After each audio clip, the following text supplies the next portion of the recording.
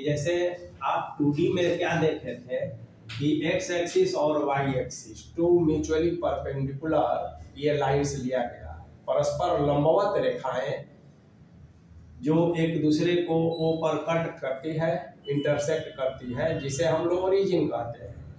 अब यहाँ हम इस बोर्ड पर 3 लाइन कैसे लेंगे तो देखिए, एक लाइन ऐसे लिए, एक लाइन ऐसे लिए और एक लाइन ऐसे लिए, ठीक है ना। इसका नाम हम दे दिए x, इसका नाम हम दे दिए y, इसका नाम हम दे दिए z। अब क्या करें कि इसको हम थोड़ा सा ऐसे बढ़ा दें, इसको हम x डैश कह दें, इसको हम थोड़ा ऐसे बढ़ा दें और इसको हम y डैश कह दें और इसको हम ऐसे बढ़ा दें तो z डैश कह सकते हैं। और ये डॉट डॉट का कुछ विशेष मतलब नहीं है, आप कंप्लीट लाइन भी ऐसा ड्रा कर सकते हैं इस तरह से, ठीक है ना। ऐसे तो ऐसे ऐसे और ऐसे ये भी कर सकते हैं, x x डैश है ना, y y डैश और z z डैश। अब इसका मतलब समझिए, यहाँ 2 म्यूचुअल परपेंडिकुलर लाइंस है और यहाँ 3 म्यूचुअली परपेंडिकुलर लाइंस है। अभी आप इस डॉट डॉट को अगर छोड़ दीजिए तो देखिए, यदि इसको हम O कह दें तो एक है OX, दूसरा OY, तीसरा OZ। ये तीनों आपस में लंबवत है, म्यूचुअली परपेंडिकुलर है। म्यूचुअली माने आपस में, यानी कि x और y के बीच में 90 का एंगल बन रहा है, फिर y और z के बीच में भी 90 का बन रहा है, फिर z और x के बीच में भी 90 का बन रहा है।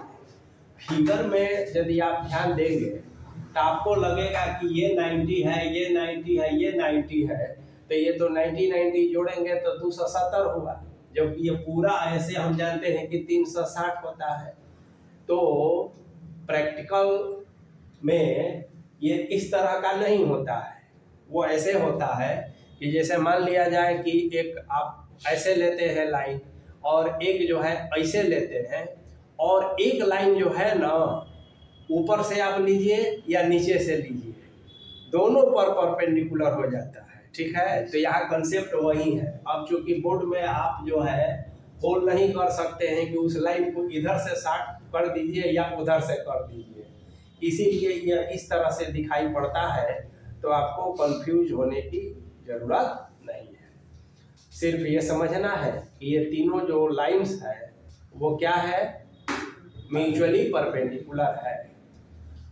लाइन OX कहे या x x डैश कहे, लाइन के डिफिनीशन के अनुसार तो आप जानते हैं कि ये कहीं बात है, तो x O x डैश को ही हम लोग x एक्सिस कहेंगे, समझ गए ना। फिर y O y डैश को हम लोग y एक्सिस कहेंगे और z O z डैश को हम लोग z एक्सिस के नाम से जानते हैं। तो यहाँ एक्सेस सिस्टम में इसको कोऑर्डिनेट एक्सेस कहा जाएगा। क्या कहा जाएगा? Coordinate axes. तो इसको हम लोग लिखेंगे कि कोऑर्डिनेट एक्सेस। देखिए,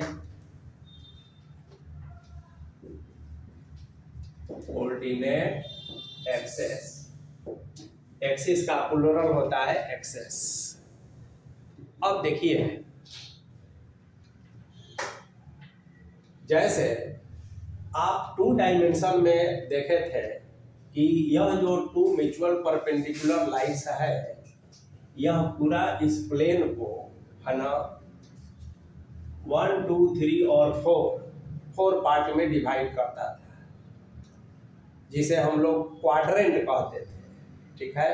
और साथ में अब यहाँ भी उसी तरह के बारे में हम जानेंगे। तो सबसे पहले आप ये जानें कि ये 3 म्यूचुअल जो परपेंडिकुलर लाइंस है या ये तीनों जो एक्सेस है ना, ये 3 प्लेन्स का निर्माण करते हैं। ये जो एक्सेस है कितने प्लेन बनाते हैं? 3। तो देयर आर 3 प्लेन्स। कौन कौन? तो देखिए, जिसे हम लोग कोऑर्डिनेट प्लेन कहेंगे। क्या कहेंगे? Coordinate plane. कोऑर्डिनेट प्लेन, समझ गए ना? अब कोऑर्डिनेट प्लेन क्या होता है? कौन बनाता है? बोलिए। एक्सिस। कोऑर्डिनेट एक्सिस जो है कोऑर्डिनेट प्लेन का फॉर्मेशन करते हैं। तो कोऑर्डिनेट प्लेन कौन कौन हुआ? तो देखिए, एक्स ओ वाई, ठीक है ना? इसको हम लोग एक्स वाई प्लेन का कहते हैं। ये कौन प्लेन हुआ? X Y plane. फिर वाई ओ जेड, इसको वाई जेड प्लेन कहते हैं, समझ गए ना? और फिर जेड ओ एक्स, इसको जेड एक्स प्लेन कहते हैं। क्या कहते हैं? Z X plane. तो ये 3 प्लेन हो गया, ठीक है ना? अब देखिए, ये तीनों प्लेन जो है स्पेस माने अंतरिक्ष में, वहां हम लोग 2 डायमेंशन में प्लेन का यूज करते थे। अब यहाँ 3 डायमेंशन में हम कहेंगे कि ये जो तीनों प्लेन है, ठीक है, ये स्पेस को 8 भागों में डिवाइड करते हैं, विभक्त करते हैं, ठीक है ना? तो coordinate planes divide space into 8 parts, समझ गए ना? Which is known as octants. क्या कहा जाएगा? ऑक्टेंट्स। क्या कहा जाएगा जी? ऑक्टेंट्स। अष्टांश, हिंदी में उसको बोलेंगे अष्टांश। तो सिंपल है कि देखिए, यहां लिख देते हैं, coordinate plane divide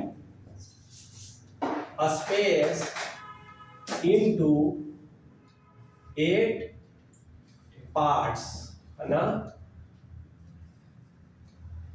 which are known as octants। octants। तो अब octants आप समझ गए ना?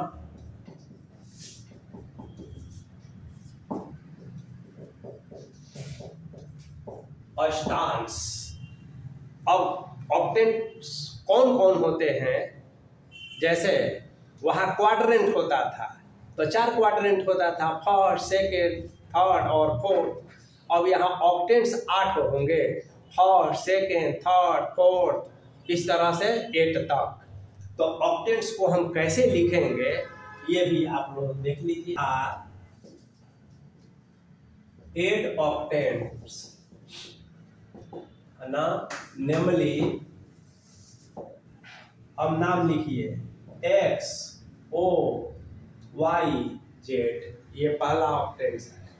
फिर एक्स ओ वाई डैश, या एक्स डैश पहले कर दीजिए, X dash O Y Z. फिर कहिए X O Y dash Z.